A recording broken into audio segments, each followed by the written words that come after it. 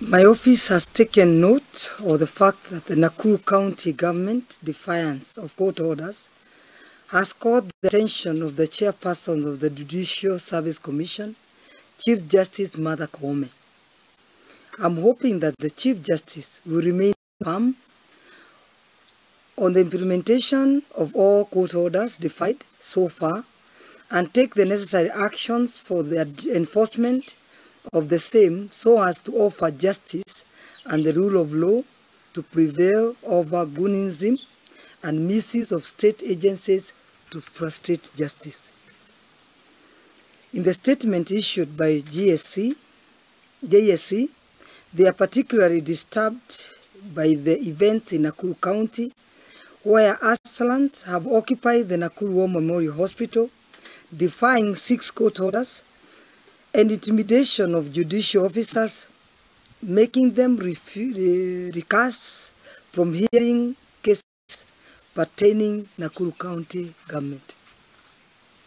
I'm categorically concerned by the happenings and the Nakuru governor's offices where hired goons, paid and facilitated by the governor and a few members of parliament of Nakuru who have taken over Nakuru War Memorial Hospital, attacked advocates who are peacefully demonstrating against the disregard of court orders on Thursday, 15 February 2024.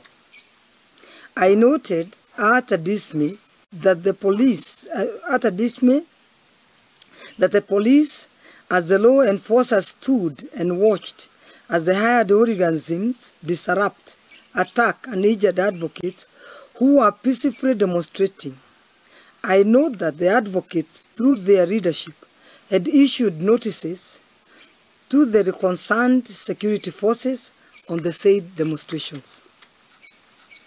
The court does not and ought not to be seen to make orders in vain. Otherwise, the court will be exposed to ridicule and no agency of the constitutional order would then be left in place to serve as a guarantee for legality and for the rights of all people. Defiance is not an option. Court orders are not mere suggestions or options or mere points of view. To see it in any other way is to open doors to chaos and anarchy. Na tukatika